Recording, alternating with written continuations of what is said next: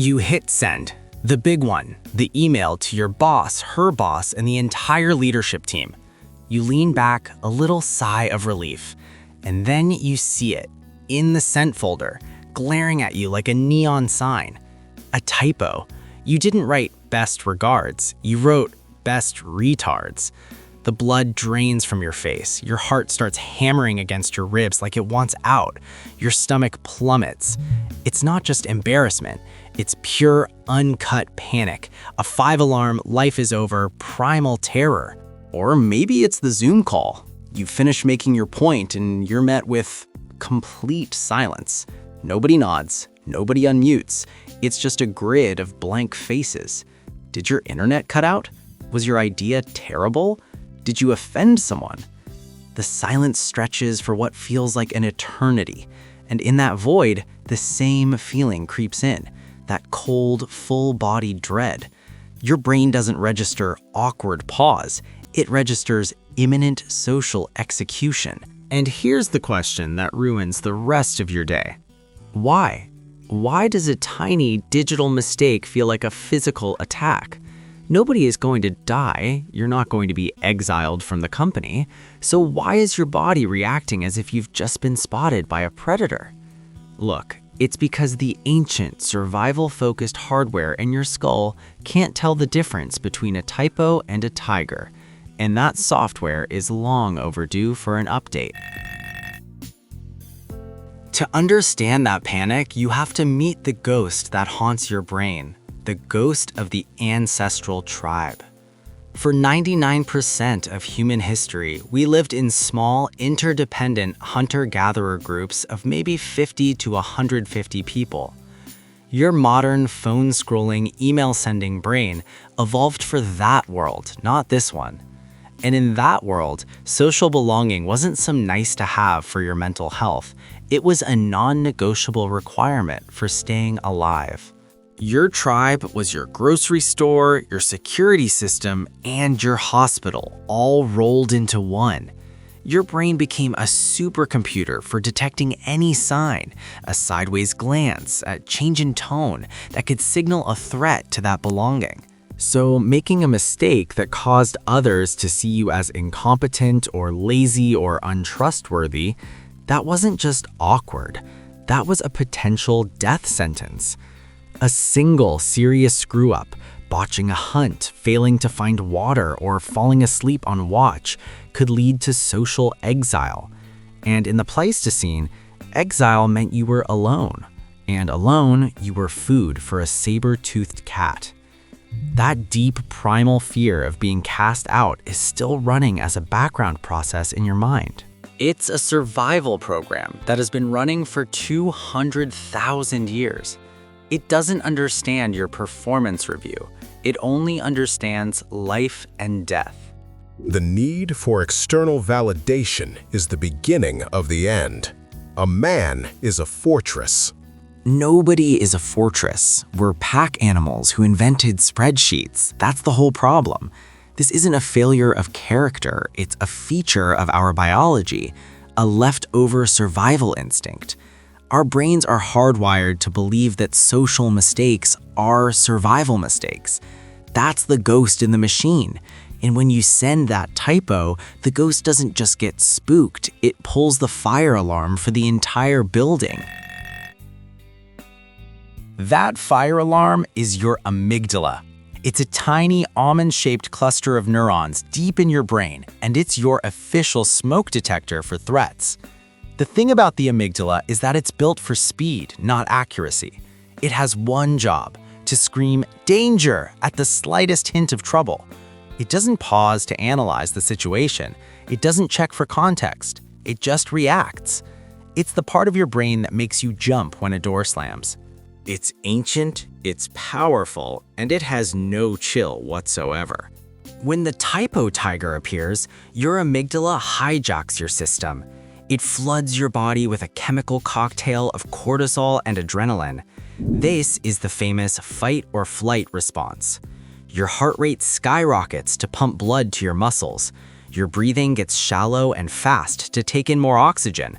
Your pupils dilate to see the threat more clearly.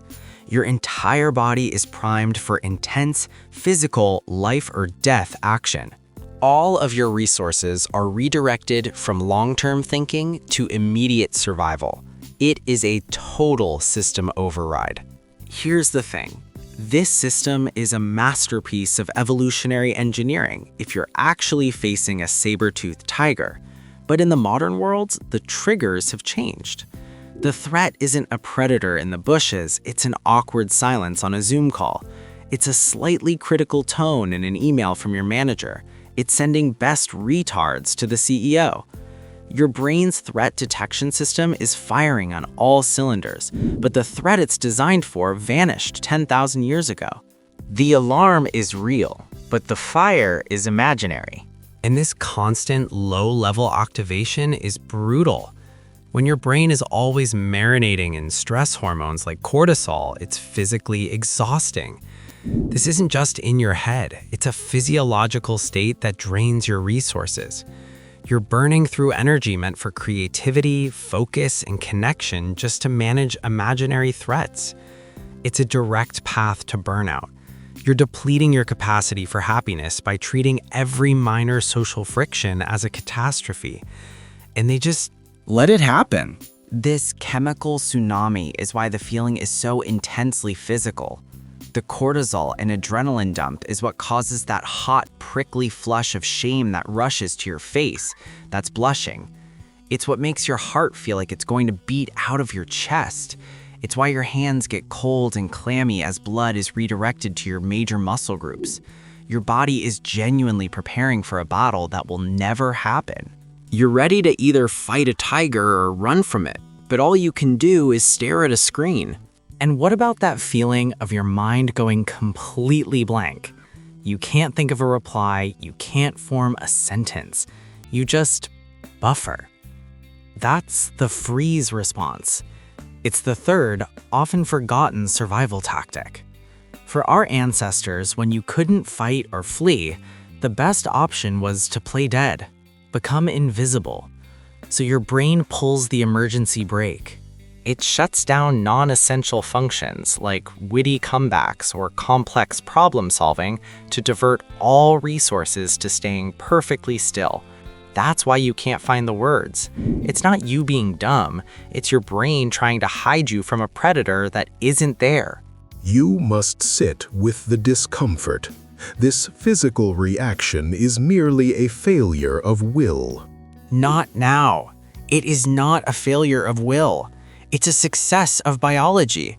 Your body is doing exactly what it evolved to do. It's just doing it at the wrong time in response to the wrong thing. Normalizing this is the first step. You're not broken or weak for feeling this way. You're a finely tuned survival machine that just happens to be living in a world full of confusing, non-lethal social predators. So you have this ancient fear of exile and a hair trigger alarm system. Now pour the modern world on top of it. It's not just in your head. The environment is designed to amplify this. We live in a digital panopticon. Every email, every Slack message, every comment is a permanent, searchable record of our competence. Social media isn't a highlight reel, it's a curated gallery of other people's impossible perfection, which our tribal brain interprets as the standard for belonging. Every minor flaw feels like it could be screenshotted, shared, and judged forever. This isn't just pressure, it's pure gasoline for our 200,000-year-old fear of getting kicked out of the cave. Now, you do have a part of your brain that knows this is ridiculous. It's called the prefrontal cortex, or PFC. Think of it as the logical, rational adult in the room. Your PFC knows that a typo won't get you fired. It knows that person who left you on red probably just got busy. It's the voice of reason. The problem? It's slow. The amygdala is a sports car that goes from 0 to 60 in a second. The PFC is a cargo ship. It takes time to turn around. The alarm is already screaming and the cortisol is already flowing before your PFC can even pick up the phone to say, "Hey, everyone, calm down." This is the core conflict. The battle inside your head every time this happens is your ancient screaming amygdala versus your modern logical prefrontal cortex. It's a mismatch, a gladiator with a club trying to fight a drone pilot. And in the first few seconds, or minutes, or even hours, the gladiator almost always wins. The panic is immediate. The logic comes later, often way too late to stop the emotional damage. So how do you rewire this? How do you teach the ancient gladiator that a spreadsheet isn't a saber-toothed cat? You can't just tell yourself to calm down. Your amygdala doesn't speak English.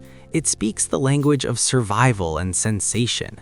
So you have to give it a new experience. The key is to create just enough space between the trigger and your reaction to let the adult in the room, your PFC, take the wheel. The most effective way to do this is a technique I call the objective bystander. It's a simple 3-step process to bring your logical brain back online. The technique has 3 steps. First, observe, don't absorb. The moment you feel that wave of panic, your only job is to become a neutral scientist of your own body. Don't judge the feeling, just notice it. You can say it out loud or in your head. My heart is racing, my face feels hot, there is a knot in my stomach. By observing the physical sensations without labeling them as bad or wrong, you stop adding more fuel to the panic. Second, name the process. Give the experience a label that separates it from your identity. Instead of thinking, I'm a disaster, you think, this is my amygdala's false alarm, or this is the ancestral survival response kicking in. Naming it externalizes it. It's not a reflection of you, it's a biological program running in you. This gives your logical brain a hook to grab onto. And third, reframe from the outside. This is where you activate the objective bystander. Ask yourself, if a kind, rational friend was watching this happen, what would they say?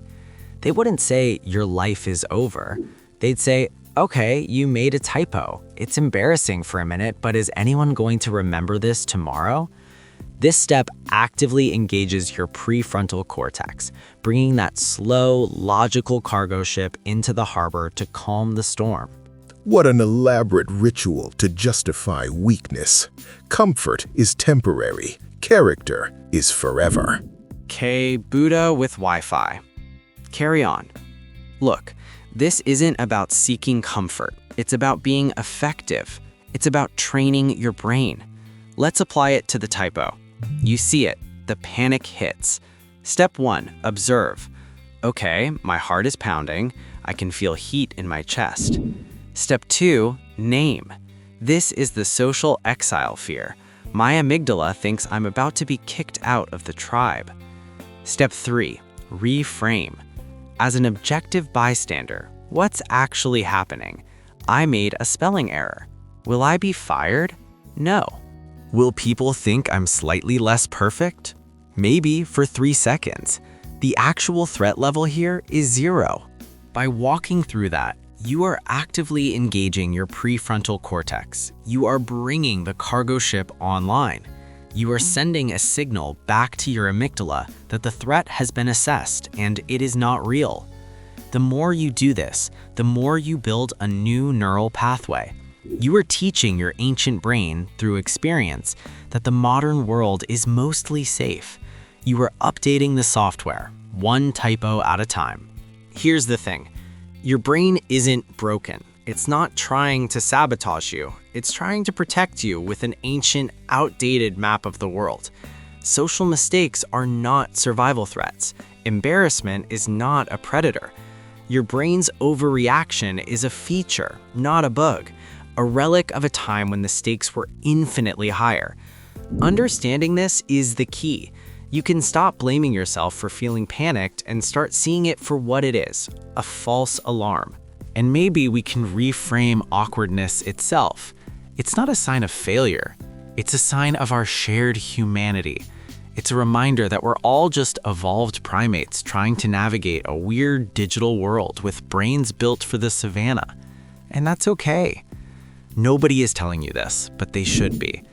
In the comments, tell me about a time your brain went full tiger attack over something tiny. Let's normalize this. And hey, if this helped you understand your own brain a little better, hit subscribe.